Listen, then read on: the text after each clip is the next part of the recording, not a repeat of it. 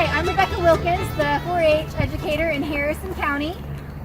I'm here today with my good friend and longtime farrier, Chunk Ingram, and he's going to tell us a little bit about how the farrier industry has changed in light of COVID-19.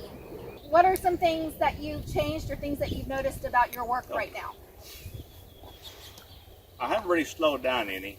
I only had one person cancel because of the virus. They had 2 young kids and they're a little bit scared of that. I have a few people that have their immune system is suppressed or it's not working as well. Not necessarily elderly, they just have some underlying conditions. They don't want to take any chances. So around those, I wear a mask.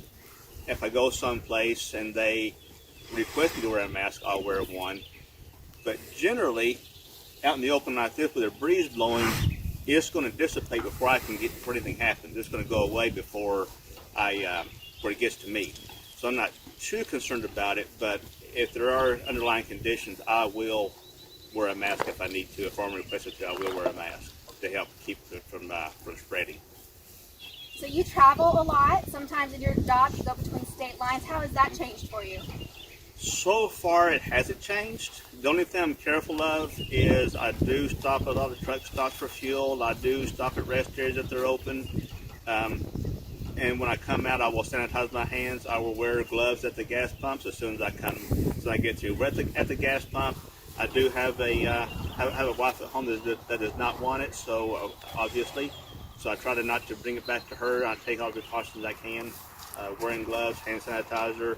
If I think there's a possibility, I'll wear a mask inside the truck stop or rest area to try and keep that from spreading, things like that. So what are some things that your clients or 4-H families can do to keep you safe? As long as because of I'm outside, the wind's blowing, I don't necessarily always require 6 feet outside. It's pretty hard to do if they're holding the horse at the head and I'm doing the front foot. We can't get 6 feet apart and keep me safe with the horse not moving. So, and usually I'm facing away from them, and if I'm facing toward them and I have a foot up on the hoof stand, my head's down to the ground anyway, and we're not going to be passing that much. But outside of that area, they're generally 6 feet away or more.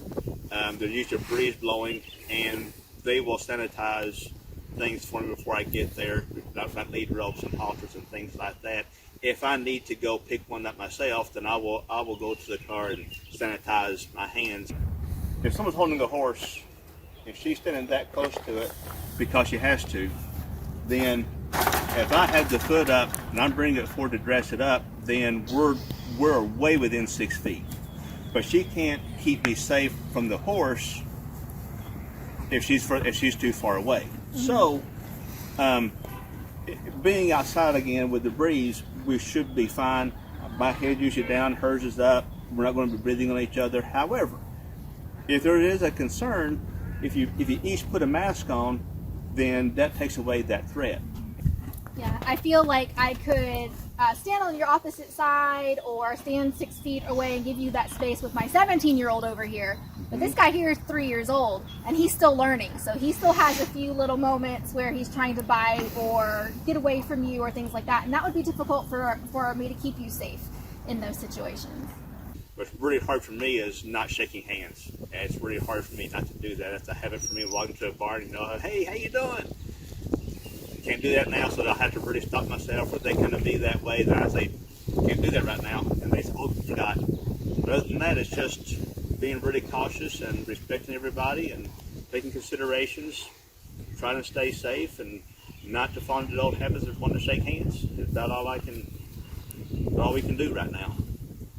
One thing I didn't mention is number of people in the barn. What one barn is doing is they're limiting lessons, or if they want to be there when I'm there, they make sure that there's an overlap of at least 15 minutes between one person and the next, or if the other person gets there early and the other person's still there, they have to wait in their car so that first person leaves before them, and then they can come in after they leave.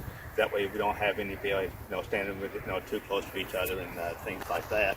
Even before the virus, I would take a check and then I would sanitize my hands. When I touch it again to go deposit it, I would sanitize my hands after I touch it, just so that I can do that. I take credit cards, so I'll do credit cards. I'll have to touch it, or I'll do invoices. I'll email an invoice and pay it online. That way, I don't have to handle any checks at all. Or, and cash, of course, is the dirtiest thing out there. So some people do cash. They do that. I will use hand sanitizer after I handle the cash. But if you can avoid cash or check and do credit card or an online invoice, something like that, or even PayPal or the other options out there, that's fine. This is a difficult time we're in. We got to take each other's precautions seriously. I mean, you have to do what we got to do, and if that means putting a mask on, I'll put a mask on. It makes everybody feel at ease. And if they need to do that for their own safety too, or for what they need to, then that's okay too. Just check. No problem.